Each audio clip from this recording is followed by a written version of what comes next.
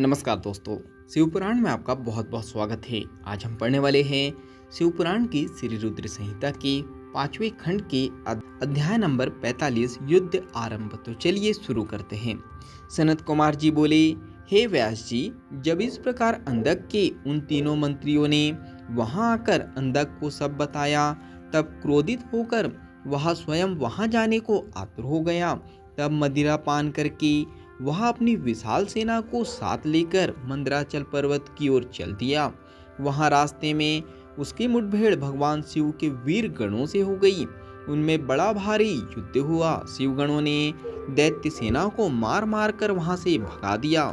वीर बलशाली दैत्य विरोचन, मणि, बाणासुर, सहस्त्रबाहु आदि बड़ी दृढ़ता से लड़े, परंतु शिवगणों ने उन्हें वहां से खदेड़ कर ही दम लिया। उस समय वहां की धरती रक्त से लाल हो गई। जब असुरों की सेना ने देखा कि वे किसी भी प्रकार से शिव जी के गणों को नहीं हरा पाएंगे, तब वे स्वतः ही वहां से लौट गए। उधर जब वहां शांति हो गई, तब भगवान शिव अपनी प्रिया देवी पार्वती से बोले, हे प्रिय, मैं यहाँ पर अपने उत्तम पाशुपत व्रत का पालन करने के लिए आया था, परंतु यहाँ पर मेरे व्रत में विघ्न पड़ गया है। अतः अब मैं इस व्रत को यहाँ पर पूरा नहीं कर सकता। इस व्रत को पूरा करने के लिए मुझे पुनः किसी अन्य निर्जन स्थान पर जाना पड़ेगा। देवी, तुम यहीं पर रहो और मैं किसी अन्यत्र स्थान पर जाकर अपने पाशुपत व्रत का अनुष्ठान पूरा करूंगा। यह कहकर भगवान शिव अपने व्रत को पूरा करने के लिए वहां से किसी दूसरे वन में चले गए और पार्वती देवी वहीं मंदराचल पर्वत पर एक गुफा में रहने लगी।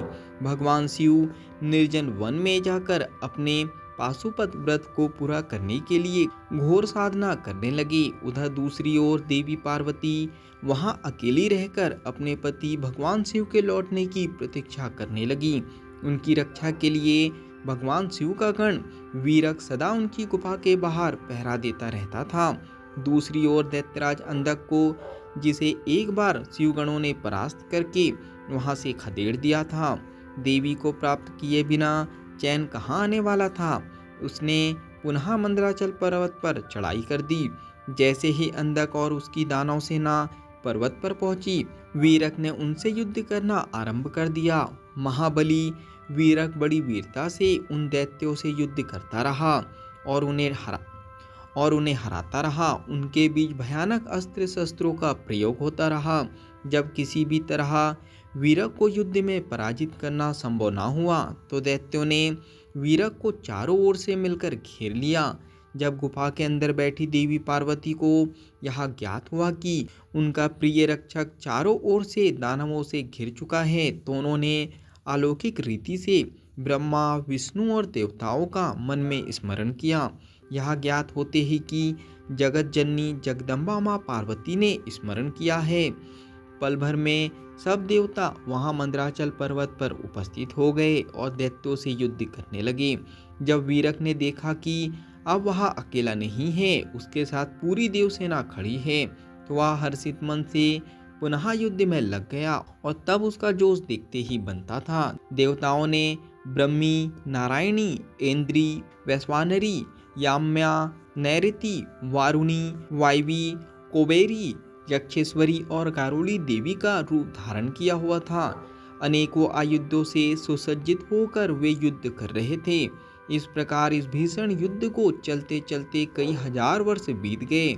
देवसेना जितने भी असुरों को मारती, दैत्य गुरु शुक्राचार्य अपनी मृत संजीवनी विद्या से पल भर में उन्हें पुनः जीवित कर देते।